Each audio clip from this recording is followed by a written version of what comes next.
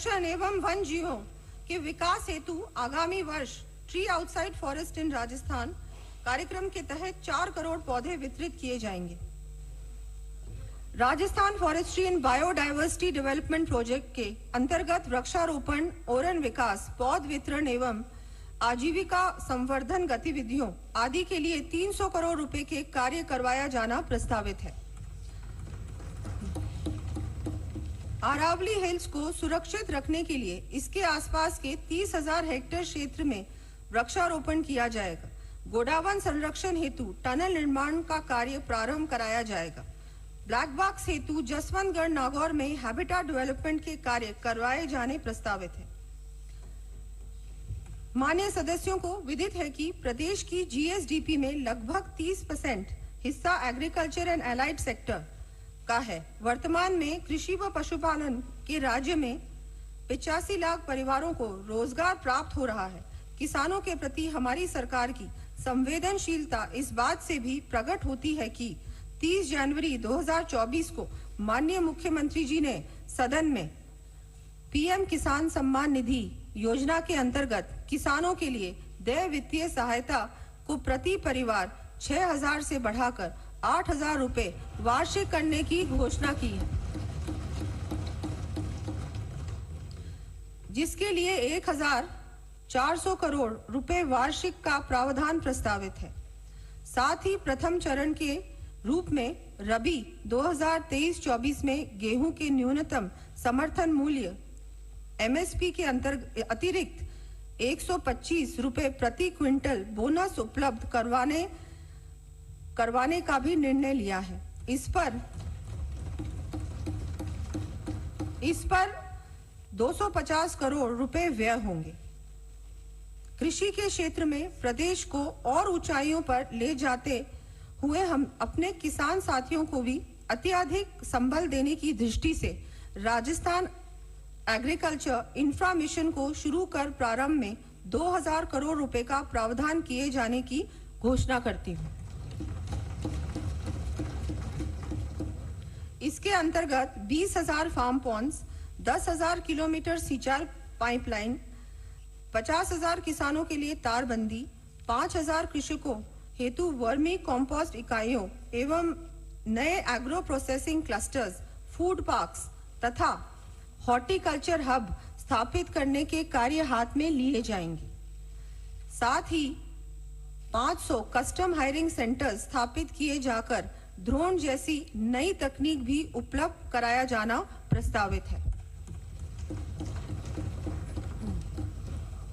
माननीय सदस्यों को विदित है कि मिलेट्स, जिन्हें माननीय प्रधानमंत्री जी द्वारा श्री अन्न की संज्ञा दी गई है, इनके उत्पादन में हमारा प्रदेश देश में अग्रणी स्थान रखता है। प्रदेश में मिलेट्स के उत्पादन को और बढ़ावा देने तथा ग्रामीण परिवारों को अपनी आवश्यकता का अनाज पैदा करने की दृष्टि से आगामी वर्ष 12 लाख किसानों को मक्का, 8 लाख किसानों को बाजरा, 7 लाख किसानों को सरसों, 4 लाख किसानों को मूंग एवं 1-1 लाख किसानों को ज्वार व मोट के उच्च गुणवत्ता के बीज उपलब्ध करवाया जाना प्रस्तावित है।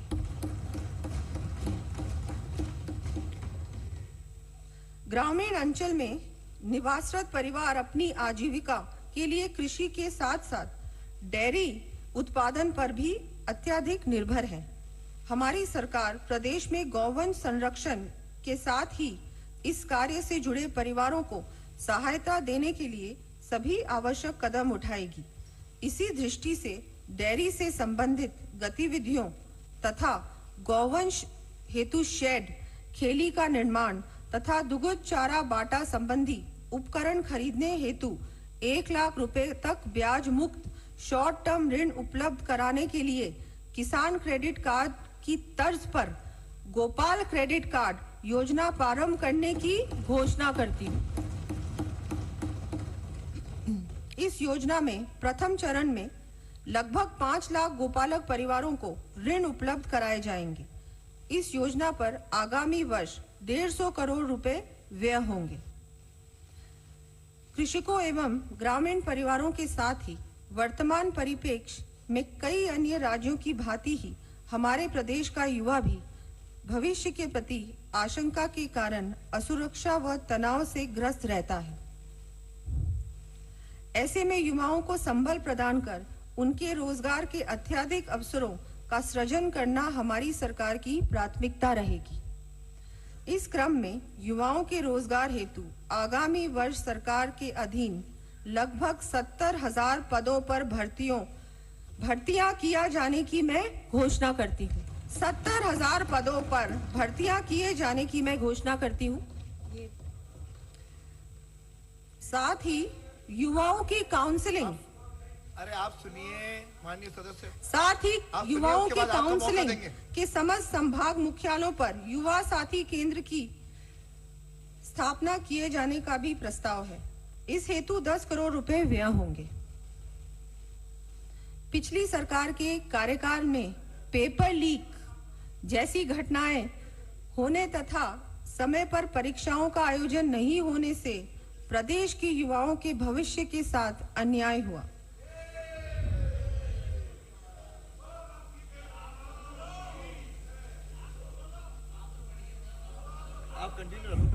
इससे युवाओं में गहरा असंतोष है।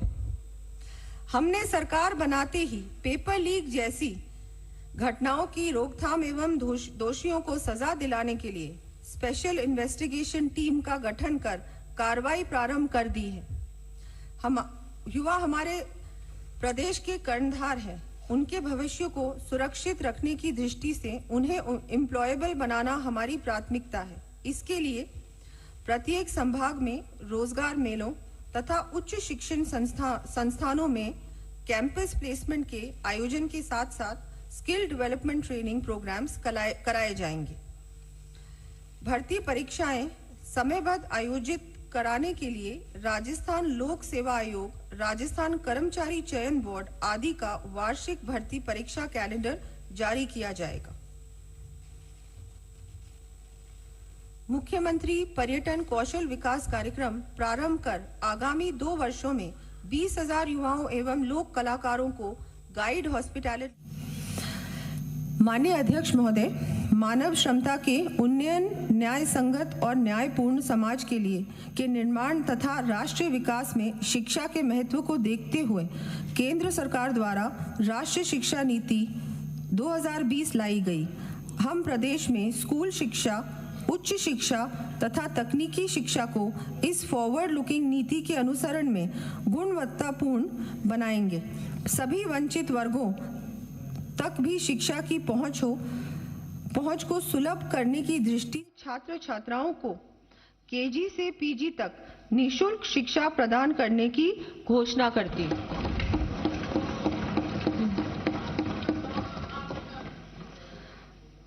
प्रदेश की राजकीय शिक्षण संस्थाओं में शिक्षा एवं शिक्षण का बेहतर वातावरण उपलब्ध कराने की दृष्टि से भवनों के रिपेयर, कक्षों एवं बालिका टॉयलेट्स के निर्माण तथा विभिन्न विभागों के अंतर्गत संचालित हॉस्टल्स एवं रेजिडेंशियल स्कूल्स में सुविधाओं के उन्नयन तथा रिपेयर व मेंटेनेंस कार्यों हेतु 250 करोड़ रुपए का प्रावधान प्रस्तावित है। आर्थिक रूप से कमजोर परिवार के छात्र छात्राएं विद्यालय में हीन भावना से ग्रस्त न हो तथा उन्हें भी शिक्षा हेतु आवश्यक स्कूल बैग, किताबें तथा यूनिफॉर्म उपलब्ध हो सके, इस दृष्टि से राजकीय विद्यालयों में पढ़ने वाले कक्षा 1 से 8वीं तक के समस्त विद्यार्थियों तथा कक्षा 9 से 12वीं तक की छात्राओं को आगामी वर्ष प्रति विद्यार्थी 1,000 रुपए की सहायता प्रदान किए जाने की मैं घोषणा करती हूँ। इस प्रकार लगभग 70 लाख विद्यार्थी लाभान्वित हो सकेंगे। प्रदेश में युवाओं की ऊर्जा एवं उनके out of the box ideas का समाज, प्रदेश एवं देश की उन्नति में सार्थक योगदान हो तथा इसके साथ ही उन्हें अपने सपने साकार करने के समुचित अवसर मिले, इस दृष्टि से जयपुर, बीकानेर, भरतपुर एवं उदयपुर में Atal innovation studio and accelerators की स्थापना करने की घोषणा करती हूँ। इन एक्सेलरेटर्स में software coding, robotics fab lab, एवं मल्टीमीडिया VFX संबंधी विश्व स्तरीय सुविधाएं उपलब्ध होंगी। इस हेतु 1000 करोड़ रुपए व्यय होंगे। आज देश के बड़े शहरों में जहां एक ओर बढ़ती आबादी के कारण आवश्यक सुविधाओं पर अत्यधिक दबाव पड़ रहा है, वहीं दूसरी ओर युवाओं को रोजगार की समस्या का सामना भी करना पड़ रहा है। इसके समाधान के लिए कई राज्यों ने सैटेलाइट सिटी विकसित कर सफलता प्राप्त की है। उदाहरण के लिए मुंबई के निकट पुणे, हैदराबाद के निकट साइबराबाद एवं अहमदाबाद के निकट गिफ्ट सिटी की यूटिलिटी और सक्सेस से सभी अवगत है। माननीय प्रधानमंत्री जी द्वारा लाए गए गति शक्ति कार्यक्रम के तहत केंद्र सरकार भी इस हेतु सहायता उपलब्ध कराती है। हमारे प्रदेश में जयपुर शहर 40 लाख से अधिक आबादी के साथ इस समस्या से जूझ रहा है। इस क्रम में मैं जयपुर के निकट हाईटेक सिटी विकसित किए जाने की घोषणा करती हूँ। इस हाईटेक टाउनशिप में IT, fintech, financial management, AI, ML सहित अन्य न्यू एज सब्जेक्ट्स के संस्थानों, कंपनियों को स्थापित करने हेतु स्पेशल इंसेंटिव्स दिए जाएंगे। साथ ही यहां वर्ल्ड क्लास सिटी के अनुरूप निवासियों को समस्त सुविधाएं भी उपलब्ध हो सकेंगी। युवाओं के ऑलराउंड पर्सनालिटी डेवलपमेंट में स्पोर्ट्स का अत्यधिक महत्व है। युवाओं के लिए प्रेरणा के साथ ही किसी भी प्रदेश के लिए गौरव का विषय होगा कि उसके युवा ओलंपिक्स में भाग लें। ओलंपिक्स में भाग लेने के लिए प्रदेश के 50 प्रतिभाशाली युवाओं को ट्रेनिंग किट, कोच सहित सभी विश्व स्तरीय सुविधाएं उपलब्ध कराने की दृष्टि से मिशन ओलंपिक्स 2028 की मैं घोषणा करती हूं। इसके लिए जयपुर में centre of excellence for sports भी स्थापित किया जाएगा। इस हेतु 100 करोड़ रुपए का प्रावधान प्रस्तावित है। साथ ही जयपुर, भरतपुर एवं उदयपुर में बालिकाओं के लिए residential girls sports institutes 25-25 crore रुपए की राशि से स्थापित किया जाना प्रस्तावित है। माननीय अध्यक्ष महोदय, जैसा कि विदित है, हमारी केंद्र की सरकार ने महिला सशक्तिकरण की दिशा में ऐतिहासिक कदम उठाते हुए 20 सितंबर 2023 को संसद तथा विधानसभा में महिला आरक्षण का प्रावधान करने हेतु नारी शक्ति वंदन अधिनियम पारित किया है।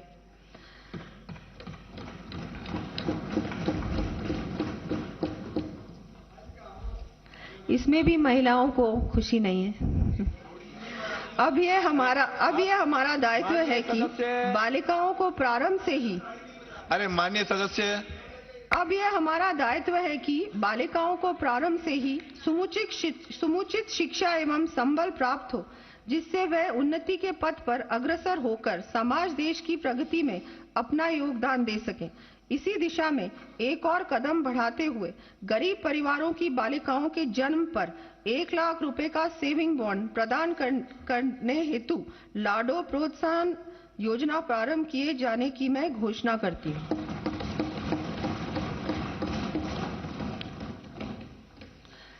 माननीय प्रधानमंत्री जी द्वारा महिलाओं के आर्थिक सशक्तिकरण हेतु प्रारंभ की गई लखपति दीदी योजना के अंतर्गत प्रदेश में कार्यरत स्वयं सहायता समूहों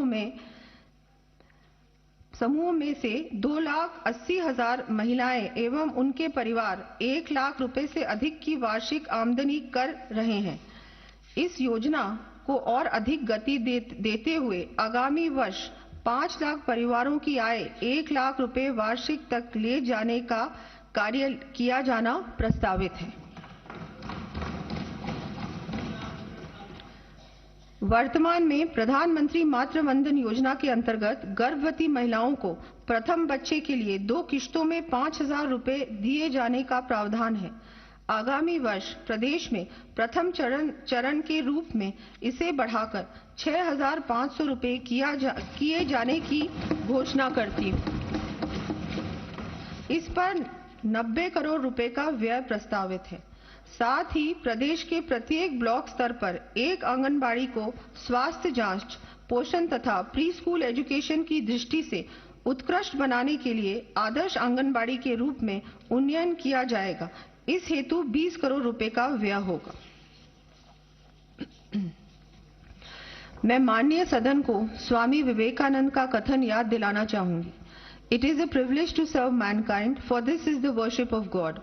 God is here in all these human souls. He is the soul of man. अर्थात मानव जाति की सेवा करना सौभाग्य की बात है, क्योंकि यह ईश्वर की पूजा है। ईश्वर यही है इन सभी मानव आत्माओं में, वह मनुष्य की ही तो आत्मा है। हमारी सरकार इसी भावना से समस्त प्रदेशवासियों, विशेषकर अल्पायत वर्ग तथा विभिन्न वंचित वर्गों को सहायता व संबल देने का कार्य करेगी। केंद्र सरकार द्वारा आयुष्मान भारत योजना के माध्यम से देश के कोने कोने में आम आदमी को उत्कृष्ट चिकित्सा सुविधा उपलब्ध कराने का कार्य किया जा रहा है। हमारी गत सरकार द्वारा प्रदेश में भामाशाह स्वास्थ्य बीमा योजना के माध्यम से आर्थिक रूप से कमजोर परिवारों को चिकित्सा सुविधा सरकारी व साथ ही निजी अस्पताल चिकित्सालयों में भी उपलब्ध कराए जाने की पहल की गई थी। आज कैंसर जैसी गंभीर बीमारियों का इलाज भी नई तकनीक से ओपीडी में संभव हो रहा है। अतः आमजन को गंभीर बीमारी की स्थिति में और अधिक राहत देने की दृष्टि से अब मैं प्रदेश में मुख्यमंत्री आयुष्मान आरोग्य योजना में आईपीडी के साथ साथ डे केयर पैकेज जोड़ने की घोषणा करती हूं।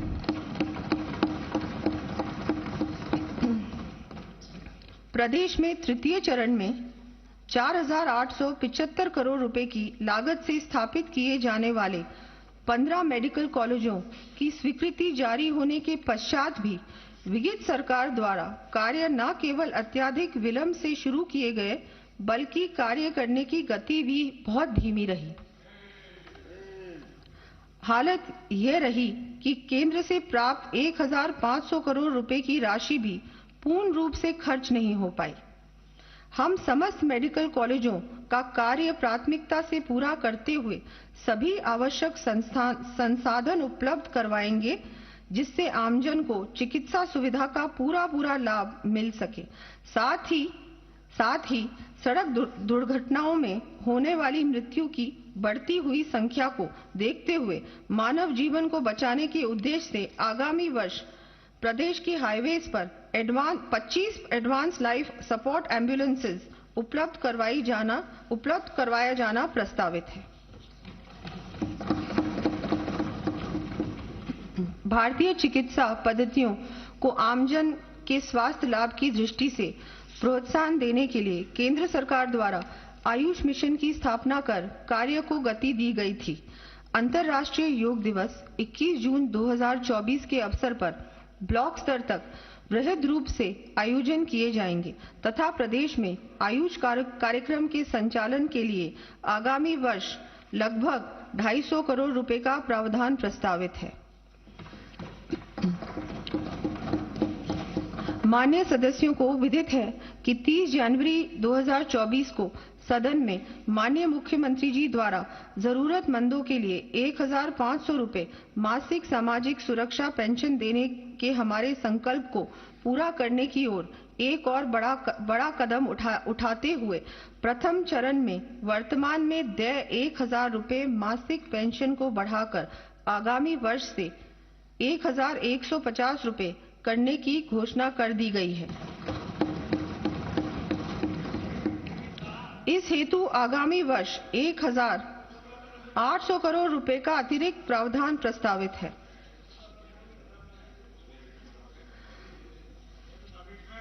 हम सभी श्रमिकों, स्ट्रीट वेंडर्स तथा लोक कलाकारों द्वारा सामना की जाने वाली कठिनाइयों और भविष्य संबंधी आशंकाओं से भी भली भांति परिचित हैं। श्रमिकों एवं स्ट्रीट वेंडर्स को वृद्धावस्था में भी संबल प्राप्त हो, इस दृष्टि से मैं 18 से 45 वर्ष आयु वर्ग के श्रमिकों के लिए मुख्यमंत्री विश्वकर्मा पेंशन योजना लागू करने की घोषणा करती हूँ। इस योजना में 60 से 100 रुपए मासिक प्रीमियम देने पर 60 वर्ष आयु पूर्ण करने के उपरांत 2,000 रुपए प्रति माह पेंशन प्राप्त होगी। शेष लगभग 400 रुपए प्रति माह प्रति व्यक्ति का प्रीमियम राज्य सरकार द्वारा वहन किया जाएगा। ये पेंशन मुख्यमंत्री वृद्धजन सम्मान पेंशन के अतिरिक्त होगी। इस योजना हेतु 350 करोड़ रुपए का प्रावधान प्रस्तावित है। इसके साथ ही प्रदेश के 60 से 80 वर्ष तक की आयु के वरिष्ठ नागरिकों को रियायती यात्रा सुविधा प्रदान करने के उद्देश्य से राज्य की सीमा में रोडवेज बसों के किराए में वर्तमान में दी जा रही 30% छूट को बढ़ाकर 50% किया जाना भी प्रस्तावित है।